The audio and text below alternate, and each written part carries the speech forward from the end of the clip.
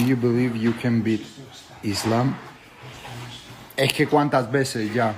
Claro que sí. Claro que sí. Makhachev male აუცილებლად. იმედია ამ ჩხუბის მერე. იმედია ამ ჩხუბის მერე. By now, we all know Ilia Topuria as the undefeated UFC featherweight champion, the man who took over the division and isn't shy about calling people out. But lately, there's one name that keeps coming out of his mouth: Islam Makhachev. Yeah, that Islam Makhachev, the lightweight king. And if you've been paying attention, you'll know this beef has been simmering for a while now. But recently, it's heating up. Topuria has been pushing hard for a lightweight title shot. He wants to fight Islam. But here's the thing, Islam, he's not that interested. In a hypothetical fight against Islam, how do you see that fight going? If it goes to the ground, do you feel confident that you could out-grapple him, or would you try to keep it standing? And my mindset is always the same. I'm always looking to achieve things that no one could.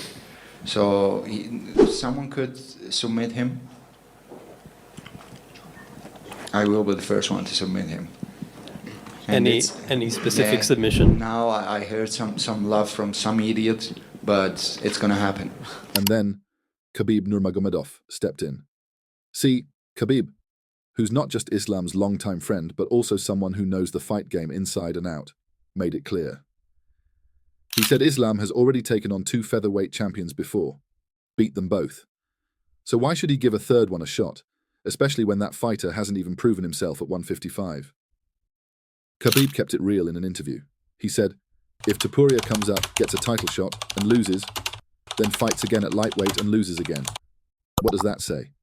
It makes him look like a nobody in that division. That doesn't help Islam's legacy. That's why we want him to face real contenders, guys like Arman Tsarukyan. И он дрался, и он даже дрался с чемпионом 66, летел к нему. Он сам на то, да, в Австралию полетел, у него там на заднем дворе подрался. Команда, мы считаем, что Топурия, он достойный боец. Но он чемпион, защитил пояс, выиграл очень серьезных ребят. Но эти все ребята, которые были в 66, даже тот же самый Холловый, которого он выиграл, он перешел на 70, он ничего не сделал. Из-за этого нам нужно, чтобы Исламу тоже немного осталось. Если так посмотреть, Исламу скоро 34 будет. Но Ислам тоже хочет драться не с Топурией и с Волкановски, или который вышел на замену с Майканом. Ислам хочет драться с большими именами, которые заслуживают, которые давно уже в 70 килограмм. Ты переходишь вес, заслужи, и у нас примерно вот такая позиция. Now Ilia, he didn't take that lightly. He jumped on X, Twitter, clapped back at Khabib and said, Khabib knows I'm the one to take the belt from Islam. Only reason he doesn't want Islam to fight me. And it didn't stop there. Earlier this year, right after UFC 311, Topuria tweeted directly at Islam, if I want to, I can finish you. If I want to, I can knock you out. I'll make it look easy. See you soon. Bold words. Real bold. But there's more to this story. Chael Sonnen, who never holds back, weighed in too. On ESPN's Good Guy, Bad Guy, he said he doesn't believe Islam is scared. In fact, he thinks Islam would be insulted to even be asked to fight another featherweight. Chael said, Islam took fights on short notice. He's a real fighter. He's not ducking anyone. But asking him to defend against another 45er, that's a slap in the face. Even Islam's manager, Rizvan Magomedov, chimed in, saying if Topuria wants that fight, he should go through someone like Dustin Poirier or Charles Oliveira first, prove he belongs at lightweight. And let's not forget UFC CEO Dana White. He hasn't promised anything. He said maybe Makhachev versus Topuria could happen at International Fight Week, but that's still up in the air. So where does that leave us? We've got Topuria, hungry, undefeated, and calling for the biggest fight of his life. We've got Islam, the champ, staying focused and being picky about what fights actually matter for his legacy. And we've got Khabib, the legend, standing guard over Islam's path. Will the UFC make it happen? Or will Topuria be forced to prove himself first? Only time will tell. But one thing's for sure, this story is far from over. Makhachev, legacy matters. And Khabib went into that, right? He goes, Islam will fight anybody. Islam himself said, I'll fight anybody. But he doesn't have much time left. If you think about it, Khabib said, Islam will be 34 soon. So Islam doesn't want to fight Topuria or Volkanovski or someone stepping in on short notice like Renato Moicano. He wants to fight the big names who really deserve it. Guys who have been at 155 for a long time. We have nothing personal against Ilia. But if you're moving up a weight class, earn it. That's more or less our stance. That's Khabib. That there is as telling as anything you'll hear from anyone, because that is Team Islam saying it's not really. Back-to-back losses, done at 36? Nah, Volkanovski just delivered one of the gutsiest performances of his career. What do you think? Share your thoughts in comment section.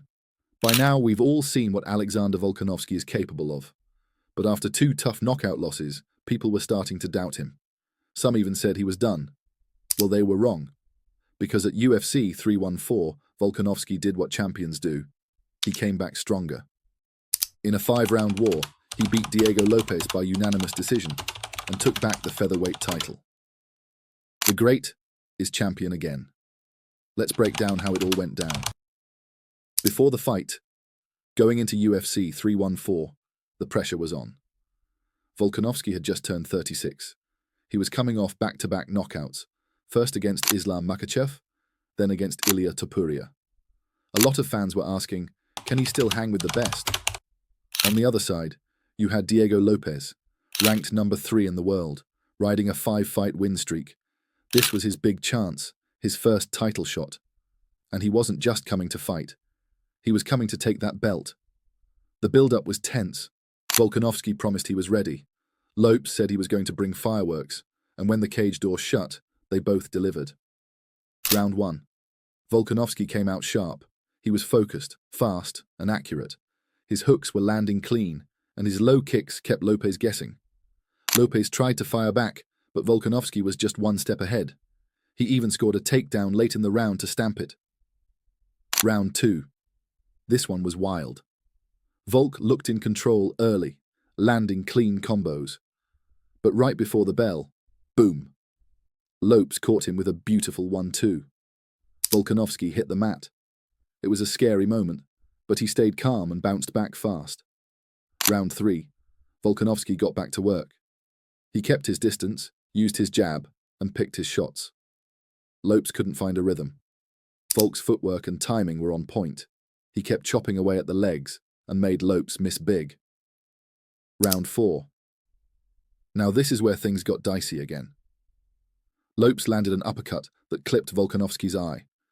You could see him blinking, trying to clear it. Lopes went all in, throwing everything he had. But Volk stayed smart, weathered the storm, and fired back with counters before the round ended. Round 5, in final round. Both guys gave it everything. Lopes pushed forward, hoping for a finish. But Volkanovski kept his cool, landed the cleaner shots, and avoided a brawl. He ended strong, and when the final horn sounded, it felt like he had done enough. The decision. All 3 judges saw it for Volkanovski, 49-46, 49-46, and 48-47. And just like that, he was champion again. He made history too, becoming only the second 2-time featherweight champ after Jose Aldo, and the first male fighter to win a title fight after turning 35. In his post-fight speech, Volk said, "People doubted me, and that's okay. I never stopped believing. This one's for my supporters." Lopes, even in defeat, showed respect. "I gave it my all. I'll be back. This isn't over." At 30, Diego Lopes still has time. And after this performance, no one's counting him out. What Volkanovski did in this fight wasn't just skill, it was brutal comeback. He got knocked down. He had an eye injury. But he never panicked. He stuck to the game plan and fought like a champion. That's why he's one of the best to ever do it. Lopez also didn't quit. Not once. He had his moments, especially that knockdown in round 2 and the pressure in round 4. He just came up short this time. But make no mistake, he's the real deal. And he'll be back. So there you have it. UFC 314 gave us a classic. Volkanovski proved he's still the great, and Diego Lopez proved he belongs with the elite. Who's next for Volkanovski? That's the big question. What do you think? Share your thoughts in the comments section, and don't forget to like and subscribe. But one thing's for sure, the featherweight division just got a whole lot more interesting. This is how we win. We game plan, we use our fight IQ, and we beat motherfuckers up. Anyone else got any questions? Who would you like to fight next? Anyone in the top 4, top 5? By now you've probably seen the headlines.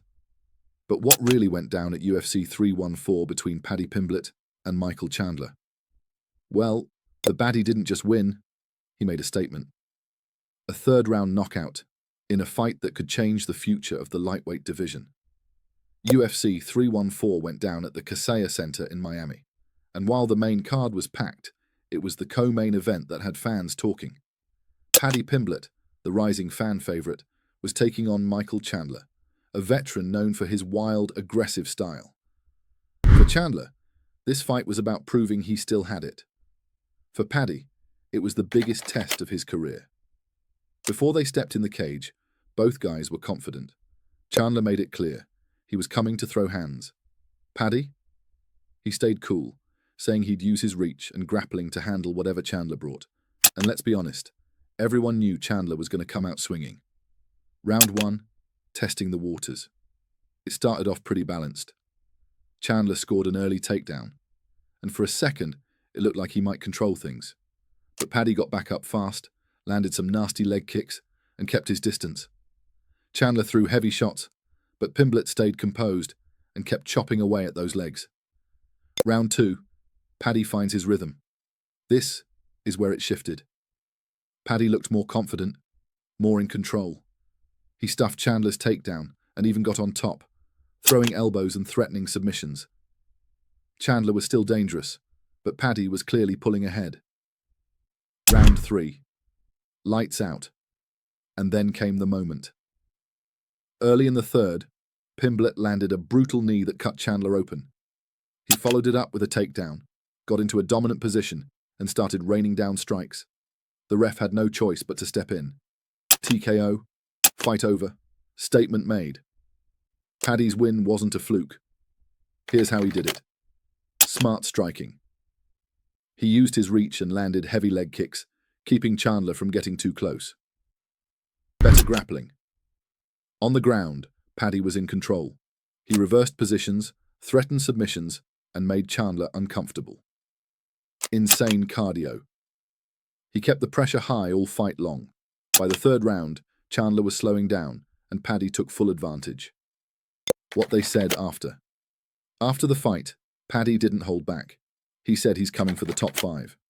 You can laugh all you want, but look at me now. He gave props to his team and said the game plan worked perfectly. Chandler, on the other hand, was quiet. This was his third straight loss, and it might be the toughest one yet. What this means for the lightweight division, Paddy's now in the mix. With a win like this, he's probably cracking the top 10. One more big win, and he could be fighting for the title. Chandler? It's hard to say. He's now 2-5 in the UFC.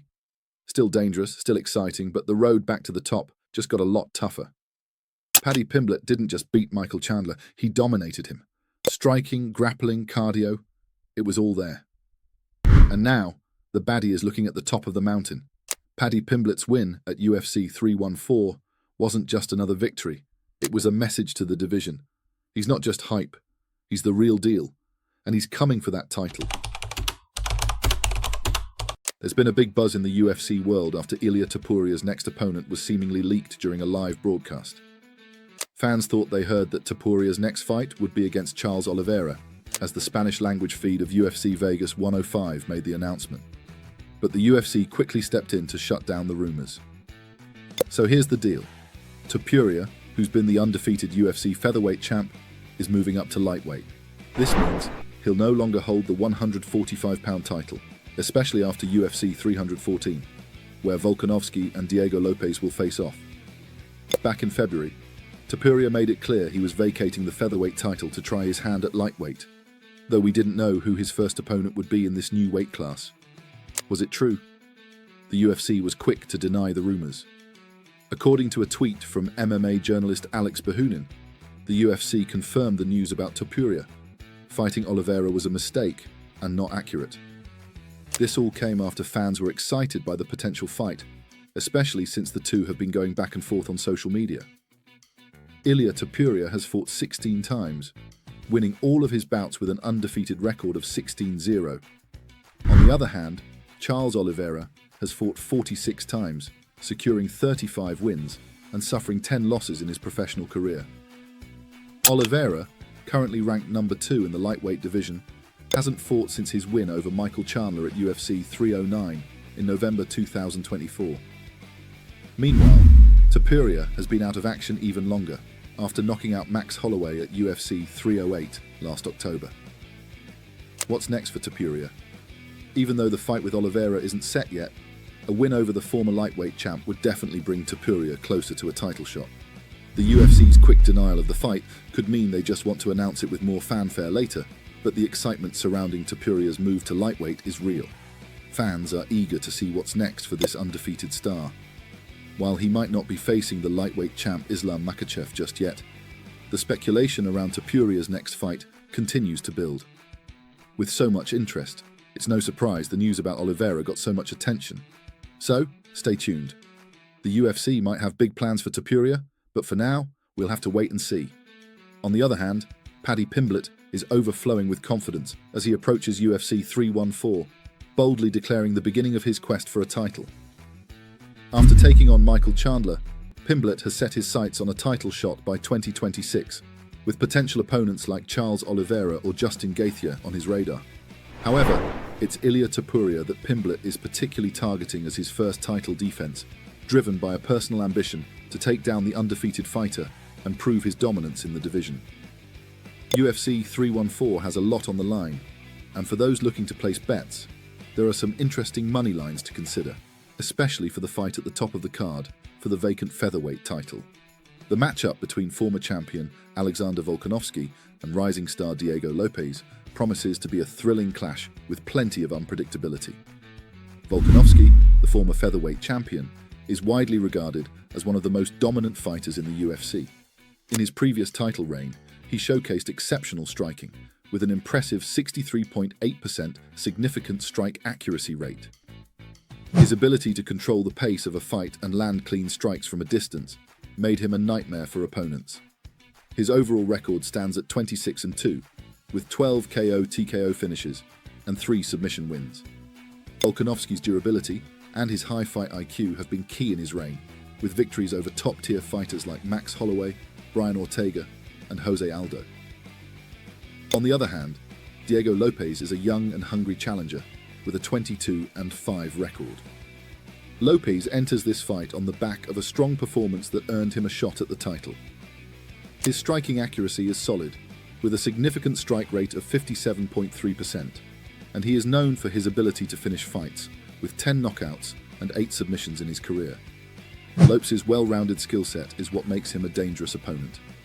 His ability to mix things up, whether in the striking exchanges or on the ground, keeps his opponents guessing. When it comes to win rates, Volkanovski has the edge with a dominant 93% win rate. Lopes, while still a rising star, has an 81% win rate, showing that he has a knack for getting the job done, but may lack the same level of experience at the top. Despite being the underdog, Lopes' striking accuracy and relentless approach could cause problems for Volkanovski if he can close the distance and avoid the champion's precise counters. This matchup is especially intriguing due to the contrast in styles. Volkanovski's high output, technical striking against Lopes' aggressive and diverse skill set, creates the perfect storm for a highly competitive title bout. The betting lines reflect Volkanovski's dominance in the division, but don't count Lopes out just yet. He's a dangerous fighter with a lot to prove.